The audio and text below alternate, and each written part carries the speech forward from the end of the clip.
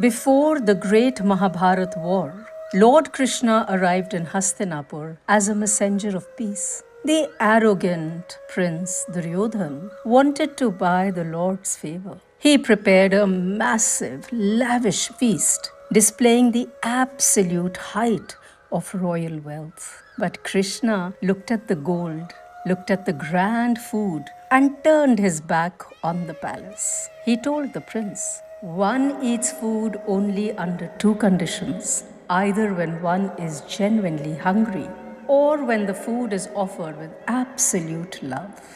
You have no love, Duryodhan, and I am not hungry for your ego." Krishna walked away from the high walls of the palace and traveled to the very edge of the city. He stopped outside a broken, mud-walled cottage. This was the home of Vidur and his wife Sulbha. Vidur was not at home, and Sulbha was completely alone. Suddenly, a frantic knock echoed at her door.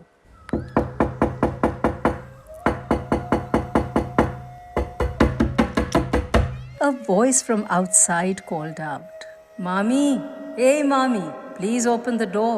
I'm Krishna and I am very hungry." Hearing that the Lord of the universe was hungry at her doorstep, Sulbha completely lost her senses. In a rush of overwhelming love, she ran to the door and pulled him inside.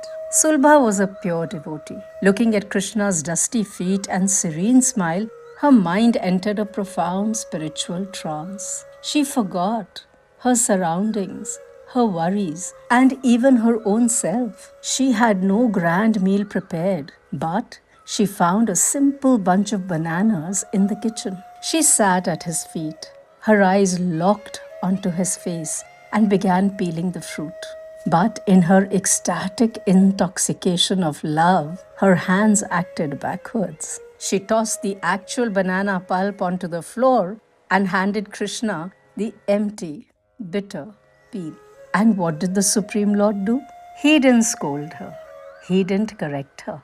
He quietly, happily took the bitter peels and ate them with absolute relish. Just then, Vidur came back home. He walked in and was horrified. He yelled, "Sulbha, what madness is this? Huh?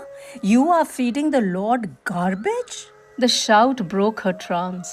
Sulbha looked down, realized her mistake, and wept in deep shame. Vidur quickly picked up the clean banana fruit from the floor and offered it to Krishna. Krishna took a bite of the actual fruit, smiled at Vidur, and said, "Vidur, this fruit is sweet, but it is not even half as sweet as the peels your wife was feeding me. Her peels were served with unfiltered love. Your fruit is served with caution and rituals."